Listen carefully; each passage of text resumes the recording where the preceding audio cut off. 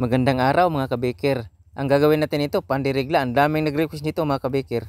Napasobra pala ang palaman natin dahil yung pabalat natin ay 1/4 kilo lang. Ang palaman natin ay pang 1/2 kilo. Kaya ang isulat ko sa screen mga kabikir, yun lang ang sundin natin.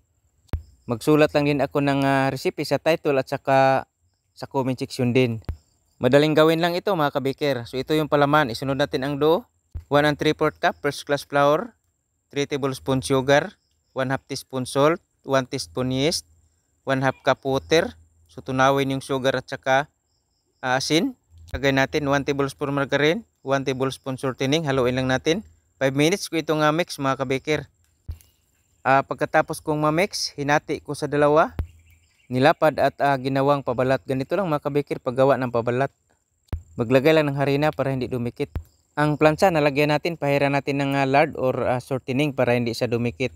Ito yung pantakip, hinanda na rin natin. Tapos ipahid lang natin ang palaman. Pagkatapos malagay ng palaman, takpan na natin sa ating ginawang pantakip na pabalat din. Ganito lang mga kabikir ang pagtakip para hindi kayo mahirapan.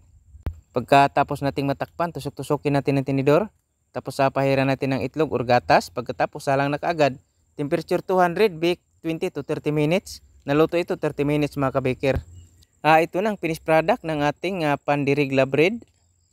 Sana sa mga nag-request, napakaraming nag-request nito. Sana magustuhan nyo ang recipe ko nitong tinapay na ito mga kabikir. Mga kabikir, napakarami pang request na ating gagawin. Mga kabikir, abangan nyo pang iba ko pa mga simpleng recipe na i-share ko sa inyo. Na pwede natin magamit sa pangnegosyo, pwede rin pang merinda mga kabikir. Mga simpleng recipe na pwede natin lutuin sa oven, sa kawali, sa kaldero at sa steamer.